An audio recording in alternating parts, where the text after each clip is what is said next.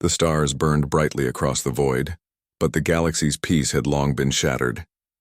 War had spread from system to system, leaving destruction in its wake. The Xeran coalition, confident in their unmatched technology and overwhelming fleet, advanced toward the Jural system, a strategically vital cluster of worlds rich in resources and home to countless innocent colonies. Their warships moved like predatory hunters, weapons charged, sensors scanning, and minds sharpened for battle. On the bridge of the Xeran flagship, Admiral Vorin watched the holographic display of the battlefield. Waves of human-like ships, though these were only rumors, stories told by fleeing scouts, were said to exist somewhere in this sector. "No human fleet will interfere here," he said, voice cold and certain. His confidence was shared across the coalition's ranks. They had faced countless species, each believing themselves formidable, and each had fallen before the might of the Xeran war machine.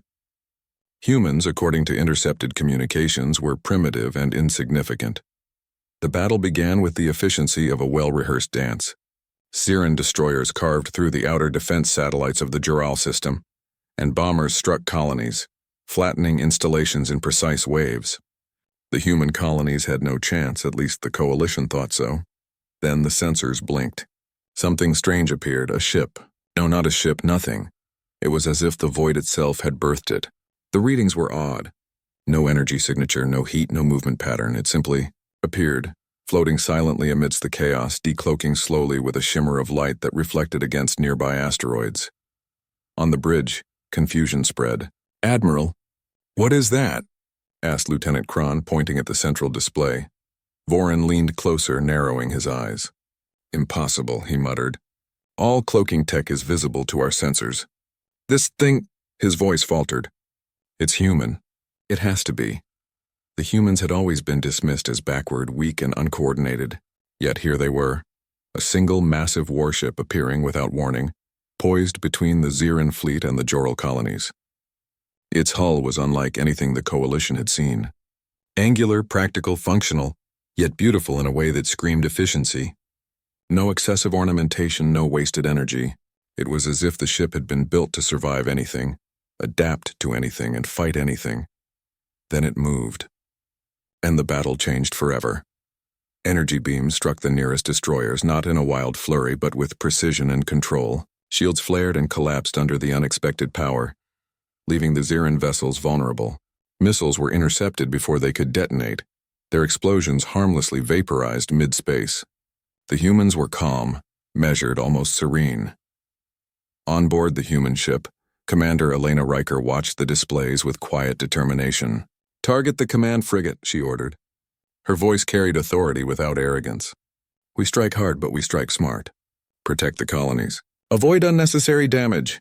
The crew responded instantly, moving as one. Humans had always thrived under pressure, adapting faster than any AI or automated system could predict. Their ship maneuvered gracefully, weaving between asteroids and energy blasts, exploiting every weakness in the Coalition's formation. Back on the Xeran flagship, Vorin was furious. "Shields are holding, but they are not supposed to move like that. Increase firepower. Focus everything on that ship." "Admiral, multiple systems are being disabled, our sensors, weapons, even communications are lagging," Kron reported, panic creeping into his voice. It's almost as if they anticipated every move before we made it." Vorin slammed a clawed hand on the console. "Humans, they're supposed to be weak." Meanwhile, the human ship continued its elegant destruction. One strike dismantled a communications relay. Another disabled the flagship's maneuvering thrusters. No lives were lost unnecessarily, no colonies harmed. Yet the power of the humans became evident to all who watched. A single ship could challenge an entire battle formation and emerge unscathed.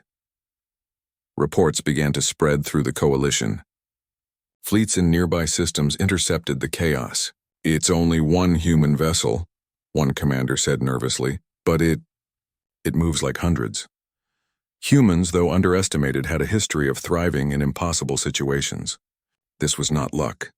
This was instinct, intelligence, and ingenuity, a combination the galaxy had never seen applied with such efficiency. As the battle continued, Riker's voice came over the ship's intercom, calm but firm. "Prepare for boarding resistance units. We may need to recover Coalition survivors for intelligence, but avoid unnecessary casualties. This is a demonstration, not a slaughter. This was what made humans so dangerous. They were not reckless, yet they were unstoppable. Each action had a purpose, and each purpose was executed with ruthless precision. The aliens began to whisper fearfully to each other. The stories they had heard about humans, primitive, insignificant, were wrong. Dead wrong. Hours passed, but the human ship did not falter. Where the Ziran fleet attempted to adapt, the humans had already anticipated their next move. Using gravity wells of nearby planets, asteroids, and debris fields, the human vessel performed maneuvers that no alien vessel could survive without catastrophic damage. Finally, the flagship of the Ziran coalition, a massive spire of metal and energy, was left vulnerable. Its shields flickered under repeated strikes and its crew began to panic. Admiral Vorin, prideful and confident mere hours ago, now realized that his arrogance had been his undoing. "Signal retreat," he barked, though his voice lacked the authority it once carried. We cannot hold against this human." The human ship, after disabling key systems, did not pursue. It had proven a point, protected the colonies, and demonstrated a power the galaxy had never expected. Then, as silently as it had arrived, it vanished again into the void, leaving no trace. Across the galaxy, whispers began. Stories spread of a human ship that appeared from nowhere, fought without error, and left entire fleets stunned. The legend of the human race, the underestimated, the resilient, the ingenious, was born that day. Colonies recovered, fleets regrouped, but no one could forget what they had seen. Humanity had arrived, and the galaxy would never be the same. Commander Riker watched the stars from her bridge, eyes steady, voice calm. "They will remember this," she said quietly. "We are here now, and we are ready."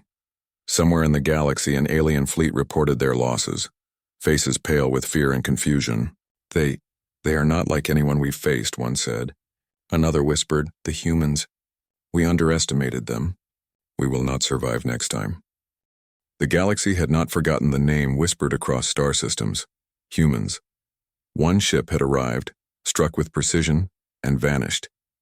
But now, months later, intelligence reports warned that the human threat, or promise, depending on perspective, was growing. The Ziran coalition, still recovering from the shock of their earlier defeat, had retreated to their stronghold systems. They rebuilt fleets, developed new weapons, and studied the mysterious humans who had humiliated them. Yet, despite all their preparations, they could not predict the humans' next move. Humans had a reputation for unpredictability. Their ingenuity was legendary, their resolve unbreakable. In a quiet sector near the Orion Verge, a human forward base monitored coalition movements. Commander Elena Riker, still in command of the same ship that had stunned the galaxy, observed her displays carefully. "They are reinforcing," she said, her voice calm but firm. "But they are slow, predictable. We strike where they are weak, not strong." Her crew, a mix of humans trained in multiple disciplines, nodded silently. Every member knew the stakes. They were not just fighting a war. They were reshaping the galaxy's understanding of humanity. The ambush coalition fleets moved into position near the mining world of Vashar Prime. They believed the humans would not intervene. After all, only a few humans had been seen before. A single ship could not pose a serious threat to an entire armada, or so they thought. Then, as the coalition's flagship prepared to launch an orbital strike on the planet's industrial cities, sensors detected a familiar anomaly. A human ship had decloaked once again, appearing in the heart of the enemy formation. Its hull gleamed under distant starlight, engines silent until it moved and weapon systems glowing softly, ready to fire. Admiral Vorin, his pride shattered from the previous encounter, felt dread claw at his chest. "Impossible. Again," he whispered. How are they here?" The humans acted with precision. While the coalition scrambled to organize their defenses, the ship split into multiple attack vectors using decoy drones and holographic projections. Each movement was carefully calculated, designed to confuse, delay, and dismantle. Energy beams cut through the lead destroyers, disabling weapons and engines. Missiles intended for the human ship detonated harmlessly as their guidance systems were scrambled by advanced human countermeasures. The aliens realized, too late, that their overwhelming numbers meant nothing against tactics they could not predict. The human edge commander Riker studied the battle calmly. "Deploy boarding units," she ordered. "Disable command centers, but keep civilian infrastructure intact. We need intelligence, not destruction." Within minutes, small human crafts detached from the main ship. They moved like shadows, entering the crippled enemy vessels. Within hours, key systems on the Coalition's ships were offline. Communications were jammed, shields collapsed, and morale plummeted. Coalition commanders attempted to rally their fleets, but humans were already 3 steps ahead. Using gravity wells and asteroid belts, Riker maneuvered her ship where the enemy least expected it. When the flagship fired its massive plasma cannons, the humans were gone, reappearing behind smaller vessels, striking at weak points that even the aliens hadn't noticed. A lieutenant on the human ship spoke over the comms, excitement barely restrained. "They're falling apart, Commander. They can't adapt fast enough." Riker's eyes remained steady. "Keep focus. The galaxy is watching. Show them why humans survive where others fail." Psychological warfare by now, word of the humans' capabilities spread through Coalition ranks. Panic and confusion replaced confidence.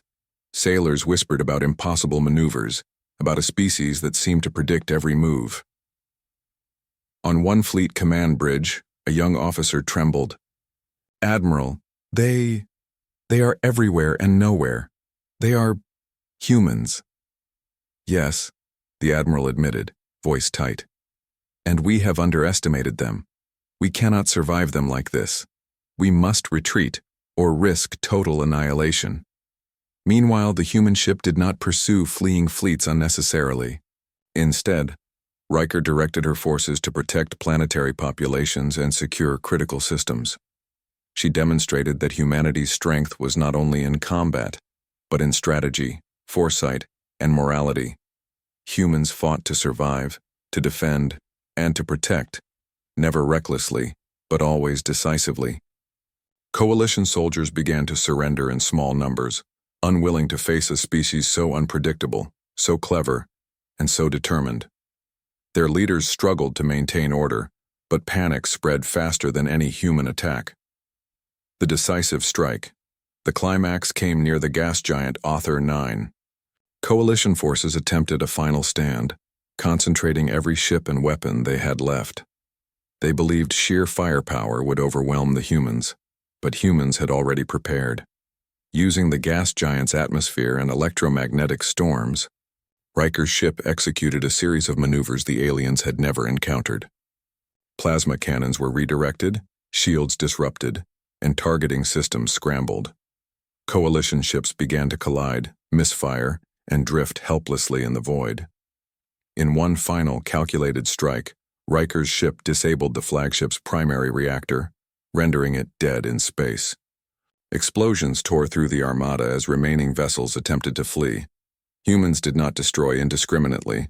They struck to disable, to neutralize, to demonstrate superiority without unnecessary carnage. When the dust settled, the Coalition's fleet was broken.